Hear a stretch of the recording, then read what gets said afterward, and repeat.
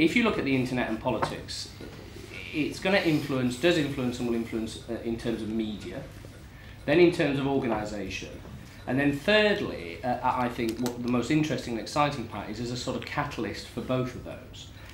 Now obviously they sort of interrelate and are intermingled in a way, but if we take the media first, the first thing is that what the internet it's an additional channel for parties to get their message out to voters.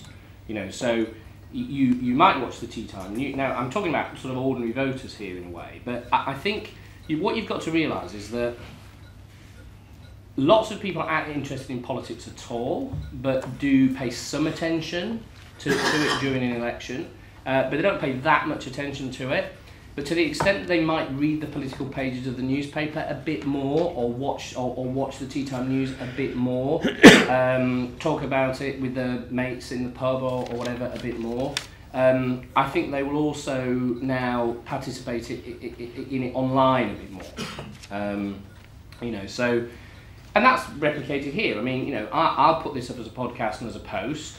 The guys from hustings.com will presumably put it up on their website. And then anybody and everybody, actually in the world, you know, and funny enough, if you do anything online, you do actually find that there is a person in Papua New Guinea who wants to comment on Harriet Harman's view of equal pay. You know, it's extraordinary. So everybody out there will be able to participate in this because it's online. So I think that's what will happen.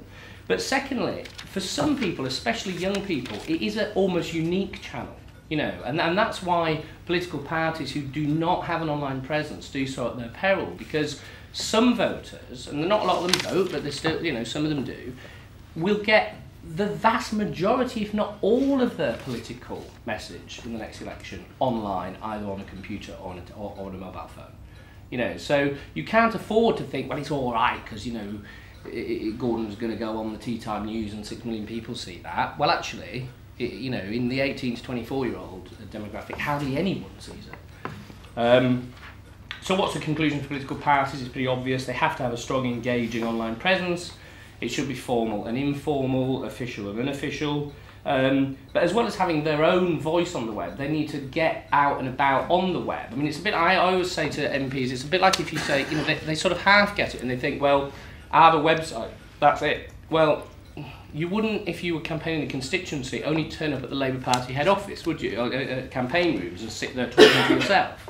You would actually go to the pensioners club and the young mums thing and the toddler thing and outside the school gates. Well, you have to do that online, you know. So part of what we've done is, you know, we recently got Yvette Cooper to go on moneysupermarket.com and talk about the help that the government was giving people in the credit crunch, and thousands of people saw Yvette and engaged with Yvette where they were. You know, we didn't expect that they would come to Labour Party YouTube channel, because frankly, that why would they?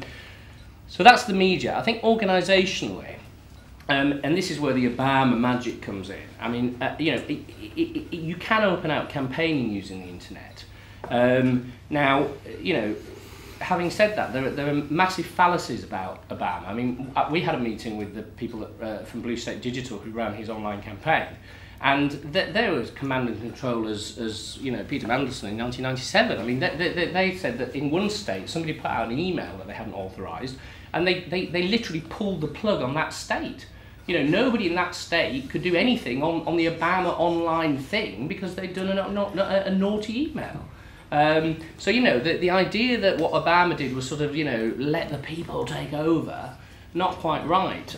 You know, but it did open up campaigning. It did involve new people in new ways. If you talk to anyone in America, you know, from people like Draper, who was originally involved in what Howard Dean did, what they will tell you is, yes, social networking, but also build email lists. You know, have email lists. Now, Jonathan's right, it's ridiculous to sort of deluge people with that, but it's a massively, massively important tool at a key moment in the campaign, especially if you know stuff about that voter, or using sort of sophisticated market research, things like Mosaic, you can actually guess about that voter because of, you know, their occupation or where they live or their postcode.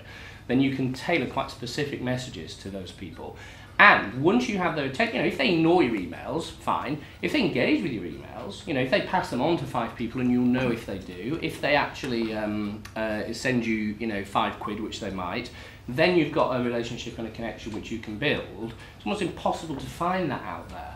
you know, without this kind of technology. So for parties, by the way, therefore, they have to do things like Labour has done a virtual phone bank. So now from the comfort of your own home, or you can get mates around and have a pizza, you can ring up people because you can type into the computer and it will give you a list of telephone numbers and a script effectively, and you can then import the answers straight into the computer and they get sent to the computer in Victoria Street. And it's all very efficient, but it's also a way of saying to people, look, you know, you don't have to go out on a Tuesday at the time we say, you know, to canvass a place you might not sort of want to go to. You can actually do it from home. I think going further down that road could completely change political parties. I mean, if you take the step which people like Will Straw in the Labour Party are pushing with his new Fabian pamphlet, which is very worth a read, he's saying, let's not bother having members. You know, why have this artificial barrier of member? Why not just say to people, get involved, and get involved at whatever level you like, you're welcome to be involved. Now, there's then all sorts of issues about at what point do you let them vote on your leader, at what point do you let them stand for office, you know, and those kind of things. For the Labour Party, I can tell you, doing that will be more revolutionary than one member, one vote, or getting rid of clause 4. I don't think it's kind of an easy thing to happen. So, you know, the third thing I was going to say was that the most exciting thing about it all is how it can act as a catalyst. I mean, if you look at new media in terms of a campaign, I would have thought that over a 30-day news cycle in the next general election, probably 3 to 4 days will be dominated by stories that started on a blog. You know, Jonathan will get a little exclusive, or Guido Fawkes, God forbid, will get an exclusive, and that will sort of drive the news agenda for that day.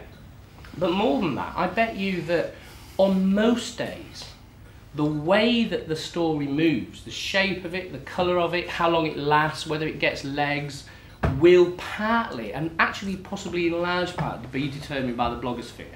So it will still be true that only a tiny number of people, relatively X thousand, will actually be participating in the blogosphere, but its impact will be multiplied because people here look at it, journalists look at it, media organisations look at it, and it has the potential to actually, as I say, put new or different information into the news cycle. So in conclusion, I think it is new, I think it is big news. It won't totally transform, but it will add another very important layer to campaigning, and it does have the potential, as I've said, to transform the way political parties work. I agree with Jonathan. I think it is bizarre if you're a candidate or a politician and you're not engaged online. I mean, to me, what I say to them is, listen, it is literally like saying, well, I just don't do any television or radio. I don't get it, I don't like it, so I'm not going to do it. Right? Or, I don't do public meetings. You know, I'll go on the telly, but I'm never going to actually go to a meeting and speak. I don't do that.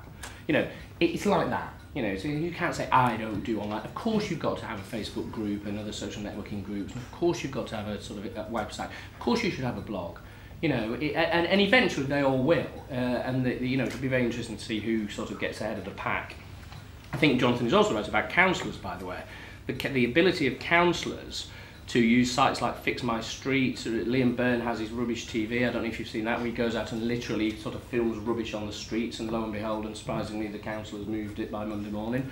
You know, all that kind of thing is open to local councillors in a way that I think would really put them at the heart of their communities in a way that they're just not now. So you may remember that in 1997, the Sun claimed it was the Sun what won it. Now, I never believed that, and I think Rupert Murdoch follows the pack, doesn't lead it. But you know, if there is a close election, and I think the election will be close. Obviously, I think Labour will win it, but I admit it might be close. You know, it could be decided by a few hundred votes in a few dozen seats. And if that's the case, then even with all the caveats about the internet, actually, it could be the internet what will win it. Thank you.